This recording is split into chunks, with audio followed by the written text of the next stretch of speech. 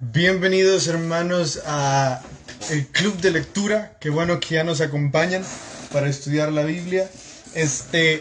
Antes de empezar me di cuenta que ya hay bastantes hermanos saludando. Entonces dije, ¿cómo no voy a aprovechar la oportunidad para también saludarlos también? Especialmente porque tengo los lentes.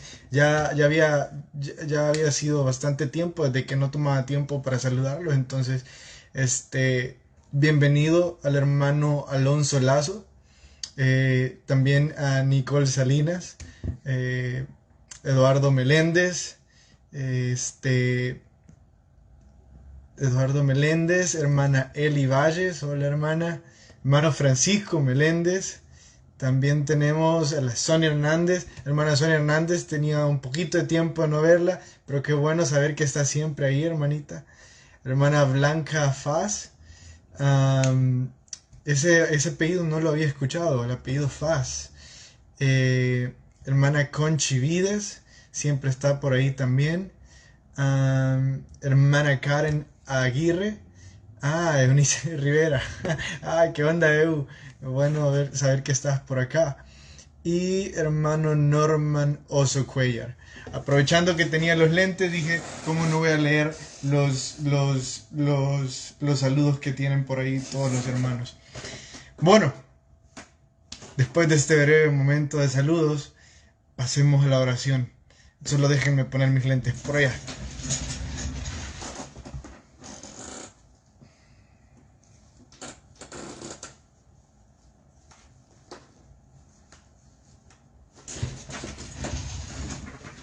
Perfecto.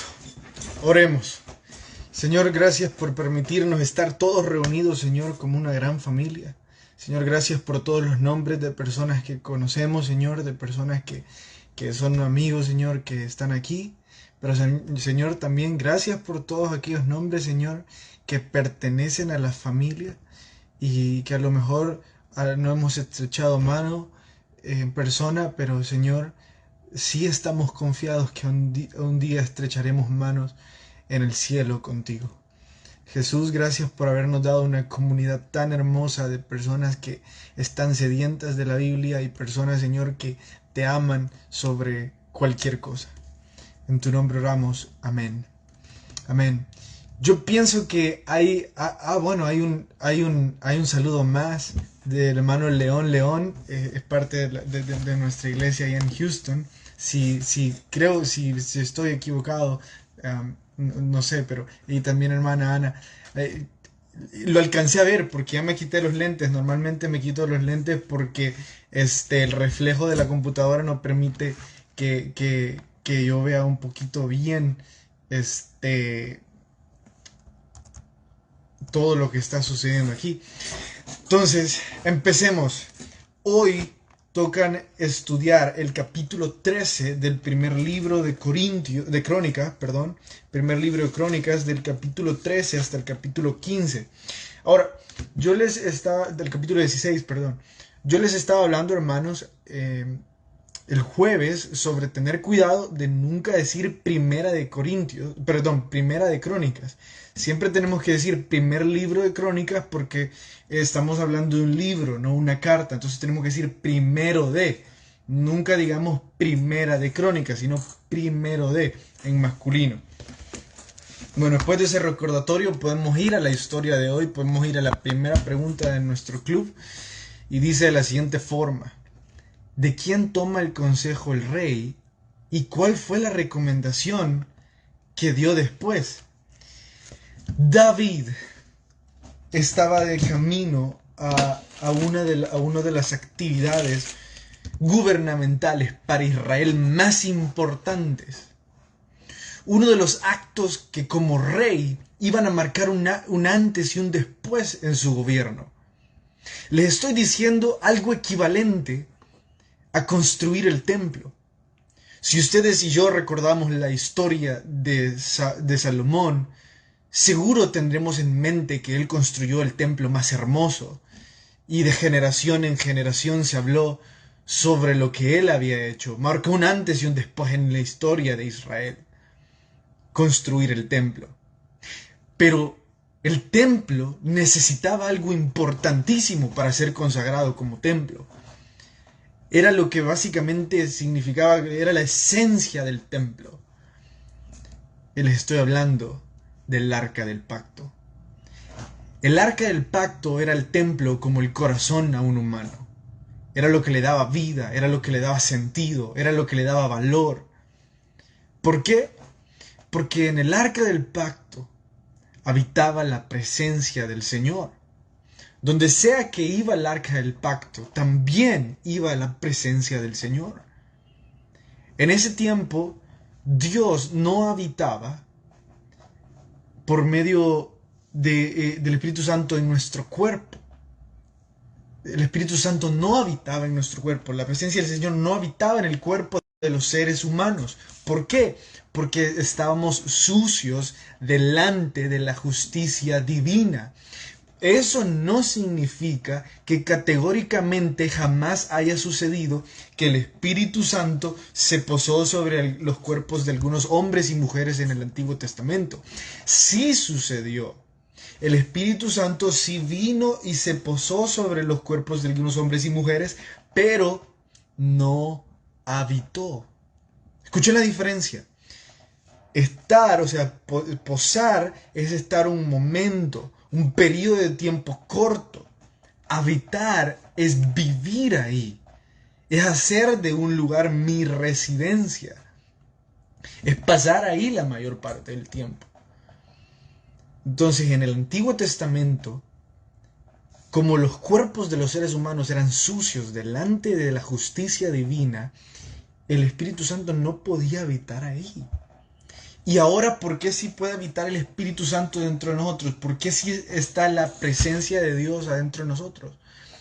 Porque gracias al sacrificio de Jesús, gracias a su sangre redentora, gracias a que Él se puso en la cruz del Calvario, que se puso en el madero, entonces ahora nosotros tenemos acceso a que se nos diga que somos limpios y somos un lugar habitacional para el Espíritu Santo y para la presencia de Dios. Ahora nosotros venimos a ser templo y morada de la presencia del Señor.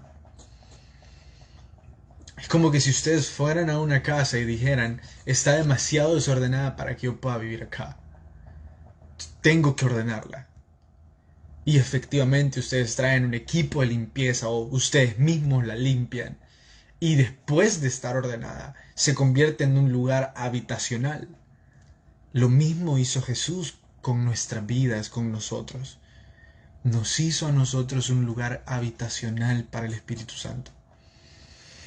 En aquel tiempo, como les estaba diciendo, no era así. Estaba en el arca del pacto. Por lo tanto, David tiene una idea osada. Y la idea es transportar el arca hacia donde él estaba residiendo actualmente. La quería cerca de sí mismo porque él comprendía que donde estaba el arca, ahí había bendición. Él comprendía que el arca significaba la presencia de su Dios. Entonces él empieza a planear y dice, voy a hacer el desfile más pomposo, más grande que jamás la historia haya escuchado. Van a hablar de esto de generación en generación. Y el problema yacía en el problema que David, de que él quería que se hablara sobre el desfile, no sobre la presencia de Dios. Entonces en el verso 1 dice, tomó consejo de capitanes y de jefes. David tomó el consejo de sus amigos generales. La historia nos puede contar algunos detalles acerca de esto. La historia nos revela que David era un hombre de guerra. David no cenaba y almorzaba con sacerdotes o con profetas. O sea, David no compartía su mesa con los levitas. Pero sí iba a las fiestas de sus amigos generales, porque era un hombre de guerra. Tenía a la mayor parte de los miembros de su ejército viviendo a su alrededor. El palacio de David estaba rodeado de los generales más fieles y más cercanos a él. Era una sociedad llena de militares. Entonces David, cuando está planeando este desfile para traer el arca, manda a llamar a hombres de guerra para traer el arca. Lastimosamente, David no se dio cuenta del error en el que estaba. David tenía que saber, si voy a hacer algo para Dios, no voy a llamar a hombres que no saben nada de Dios. Voy a llamar a aquellos que se dedican a estudiar las Escrituras. Y voy a escuchar qué es lo que Dios quiere hacer, no lo que yo quiera hacer. Porque, debo de decir, la actividad en sí misma, evitando hablar sobre los pormenores, es loable. Completamente loable el hecho de que David quisiera llevar el arca del pacto a su ciudad. Pero hay un orden, había una forma en la que se debía de hacer. Ya estaba instituida. La pregunta 2 nos habla un poco más sobre lo que sucede después de que David decide armar ese desfile pomposo. ¿Qué sucede en Kidón? ¿Y cuál es la decisión que David toma? En Kidón, el carro que habían construido para transportar el arca del pacto tambaleó. Ustedes tienen que recordar. Estos eran carros de madera y, si bien es cierto, habían hecho el más lujoso, habían hecho el que tenía la mejor tecnología, se iba a enfrentar a partes en el camino que iban a hacer que el arca se tambaleara. David había contratado a 2 de sus mejores generales, o había puesto a 2 de sus mejores generales a que cuidaran el arca, a que la escoltaran. Usa era uno de ellos. Usa, un hombre fuerte, lleno de ímpetu, una apariencia corporal imponente, muy diferenciado entre los soldados de Israel. Ve que el arca está tambaleando porque el carro en el que iba está enfrentando algunas dificultades en el camino. Usa, entonces, cuando ve eso, estira sus brazos intentando detener el arca. Y en el momento que toca el arca, dice la Biblia que es fulminado por Dios. Muere ahí mismo. Puedo imaginar ese desfile, lleno de pomposidad, alegría, personas danzando, gente gritando, los tambores de guerra, el sonido de la marcha. Y en eso, yo a lo mejor pienso que fue con un tren o algo así, pero ha de haber sido estrepitoso. Se dan cuenta que Usa murió. Todos se detienen y empiezan a preguntar qué pasó.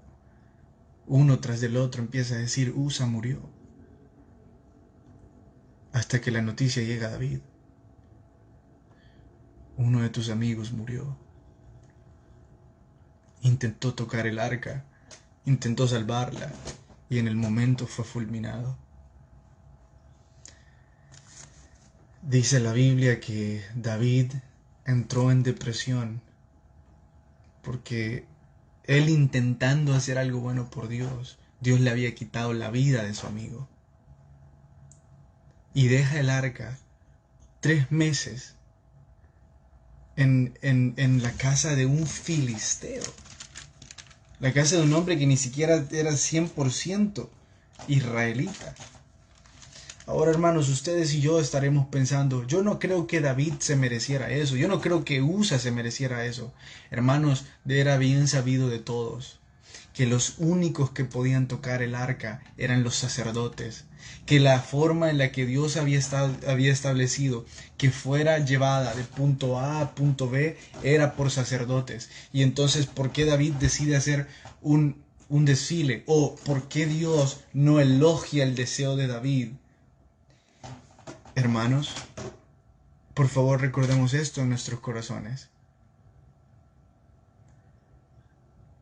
Dios no está buscando la pomposidad de nuestras ofrendas. Dios no está buscando la pomposidad de nuestros sacrificios o de nuestro servicio. Dios no está buscando la pomposidad de nuestras acciones. Escuchen lo que Dios está buscando. Obediencia. Eso era lo único que Dios esperaba de David. Obediencia. Hay algunos que preguntan, yo quisiera ofrendar, pero no sé cuánto ofrendar.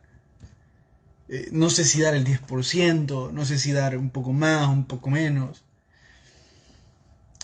Hermanos, Dios es muy claro con nosotros. Y cuando es el 10%, Él nos hace sentir una increíble paz en nuestro corazón.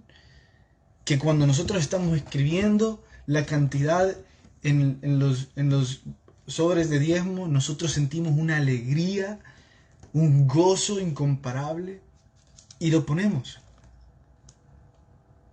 Diferente a cuando ponemos una cantidad que Él no nos ha dicho. Hermanos, cuando nosotros vamos y hacemos ministerio a un lugar que Él no nos ha llamado, estamos haciendo cosas que Él no nos ha dicho que hagamos. Ustedes se preguntan, ¿y por qué no me ayuda si lo estoy haciendo por Él? ¿Por qué no bendice este ministerio si lo estamos haciendo por Él? Todo lo que hacemos lo hacemos por Él. Si lo hiciéramos por Él, fuera importante la obediencia. Si lo hiciéramos por Él, fuera importante lo que otros líderes, lo que otras personas que representan autoridad espiritual en nuestra vida están aconsejando. Pero la verdad es que no estamos interesados en preguntar, no estamos interesados en buscar, porque no estamos interesados en obedecer.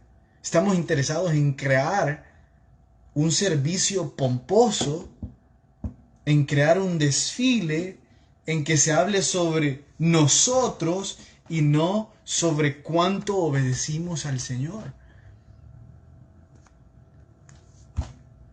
Lastimosamente, David sufrió las repercusiones de haber hecho eso. Tiempo después, David recapacita y dice, bueno, lo único que yo tuve que haber hecho era preguntarle a los sacerdotes. Va y le pregunta a los sacerdotes y los sacerdotes le dicen, David, por favor, no lleves los tambores de guerra. Aleja el ejército del arca del pacto. Voy a llevar a los sacerdotes. También botá ese carro último modelo que tomaste para querer llevar el arca. La vamos a llevar los sacerdotes en nuestros hombros con 2 palos que se hicieron para eso. Y cada 6 pasos, David, vamos a ofrecer un sacrificio a Dios. Lograron llevar el arca. Y sucedió la bendición del Señor. David estaba danzando. David estaba increíblemente feliz por lo que estaba sucediendo. Porque obedeció. Porque hizo lo que el Señor ya le había mandado. Porque hizo lo que sabía que tenía que hacer.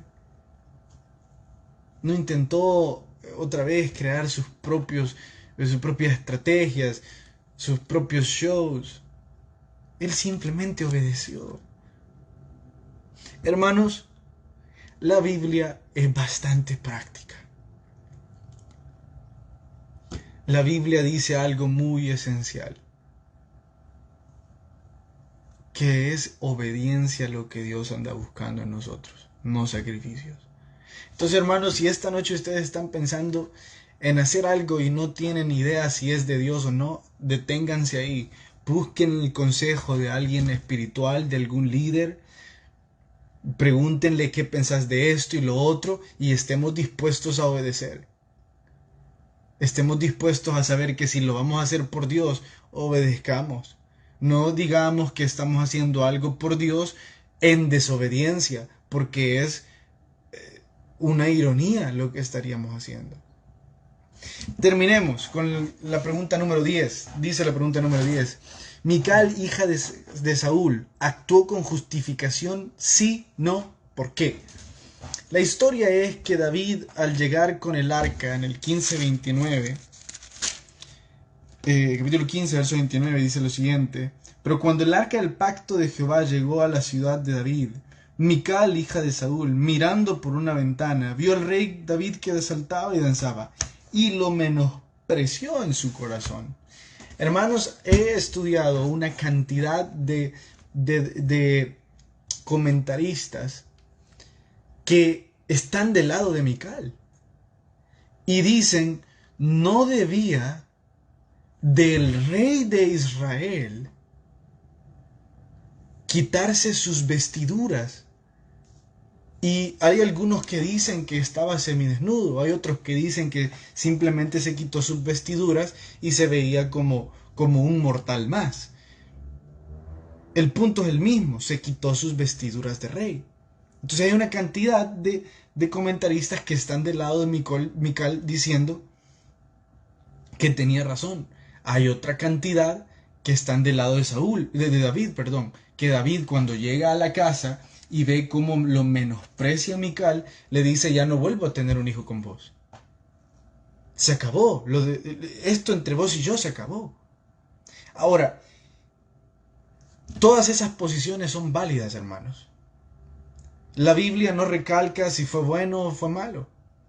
Solo déjenme contarles un pedazo de historia y ustedes saquen sus propias conclusiones. Mical fue la primera esposa de David. E incluso él se la ganó como esposa. Porque deben de recordar que Saúl ofreció a su hija a aquel que lograra derrotar al gigante o aquel que deseara pelear contra el gigante llamado Goliat. David fue, luchó y ganó y se ganó a su esposa Mical. Legítimamente era esposa de él. Pero también tenemos que recordar que cuando Saúl pierde la cordura y empieza a perseguir a David, le arrebata a su esposa, le arrebata su hogar, y Mical, amando a David antes de que le arrebatara la vida, traiciona a su papá diciéndole, David, te van a matar, así que te voy a esconder. Huí mientras estás dormido y yo te voy a cubrir, en traición contra su papá. Si algo pueden estar seguros es que ese fue un matrimonio legítimo. Fue totalmente oficial. Había amor ahí. El tiempo pasa, muchos años después. Saúl, en represalia contra David, entrega a Mical a un hombre que estaba enamoradísimo de ella. Un hombre que sufría por estar con ella. Mical, después de tantos años, siendo una jovencita, se había casado con David y ahora como una mujer, necesitando un hombre en su vida, alguien que la protegiera, alguien que le diera un legado, alguien que le diera hijos, que la cuidara. Ella cae ante los encantos de este otro hombre. David, siendo perseguido por Saúl, se hace de otras dos mujeres. Y yo le estoy diciendo David el rey, le estoy diciendo David el perseguido. Se hizo de otras dos mujeres. Y así de sorprendente como suena. Un perseguido con otras dos mujeres. No tenía una esposa, tenía dos. O no sé si fueron esposas o solo fueron concubinas. El punto es que dice que tenía otras dos mujeres. No le bastó tener dos mujeres o dos concubinas sino que al recuperar el reino, lo primero que hace es ir y buscar a Mical y arrebatársela al esposo que estaba enamoradísimo de ella. Dice la Biblia que el esposo pasó llorando todo el camino. Y Mical se da cuenta que es llevada contra sus deseos a vivir con otras concubinas de David. Entonces, lo primero que pasó en la mente de esta mujer debió de haber sido: David, ¿para qué me desea a mí teniendo todas estas mujeres? Y así como David era, no le ha de haber bastado con las concubinas que tenía, de seguro ha de haber tenido otras más. O quizás no eran oficiales, qué sé yo. El punto es que sí tenía otras dos. Entonces Mical dice: ¿por qué me arrebata a mí de mi felicidad si ya tiene otras mujeres? Mi esposo era lo único que yo tenía, debió pensar Mical, pero David ya tenía otras más. ¿Para qué a mí? Más el dolor de su esposo. Entonces, ¿qué nació en ella? Nació raíces de amargura. Y ella empezó a cargar con eso toda su vida. Y otra vez, ¿quién tiene la razón? David no la buscó porque estuviera enamorado de ella. La buscó por poder. ¿Qué fue lo que le habían quitado? Su mujer. Lo primero al recobrar el reino, lo primero que hace al recobrar el reino, ¿qué es lo que hace? Recobrar su mujer. Obtenerla de vuelta, diciendo: voy a recuperar todo lo que me quitaron. Ahora, si ustedes son románticos y dicen: no, lo que pasa es que estaba enamoradísimo de ella y le hacía falta, bueno, también es válido. No nos dice nada la Biblia al respecto, entonces también es válido que piensen de esa forma. Yo les estoy diciendo lo que conforme a la historia tiene más sentido. Lo que sí es cierto, no podemos determinar quién tenía la razón, si David hizo bien o hizo mal al llevársela de vuelta. Lo que sí es cierto es que Mical albergó una gran cantidad de raíces de amargura. Y hermanos, déjenme decirles esto. Yo tuve que botar un palo en mi casa. Compré un hacha y lo boté porque ya no daba fruto, estaba seco y hacía demasiada basura. Entonces, y sembré otros 4, por ese que sembré otros 4 pinos. Era un árbol de pepeto, no daba fruto ya, entonces, y sembré otros 4 pinos. El punto es de que lo corté por el tronco, pero luego también tenía que sacar las raíces. Hermanos, yo nunca había comprendido el significado profundo de decir raíces de amargura. Cuando usted quiere sacar un árbol de raíz, es un trabajo mucho más difícil que sí, el simple hecho de meterle un hacha y botarlo. Es muchísimo más difícil. Me cansó el doble y fue unas 3 veces más cansado en cuanto a tiempo. Porque logré notar lo gruesas que son las raíces, lo profundas y cómo se meten en todas las áreas. Hermanos, hay asuntos familiares que han echado raíces de amargura en nuestros corazones. Y es bien difícil sacarlos. Y lo más peligroso es que cuando los sacamos, vienen a ser con actitudes como de Mical, menospreciando a otros. No le estoy dando la razón, solo estoy explicando parte de lo que estaba sucediendo en su corazón. Entonces, hermanos, quiero invitarles a algo. Todas las raíces de amargura que tienen en nuestro corazón, hay un hacha que las puede cortar y un hombre que los puede sacar. Y es Jesús, por medio de su sangre. Y lo único que Jesús está esperando que nosotros hagamos para Él sacar todas esas raíces de amargura difíciles de quitar, es que pongamos nuestras rodillas en el suelo y en nuestro cuarto en soledad le pidamos en oración: Señor, sánanos. Eso es todo, hermanos. Él va a hacer el resto.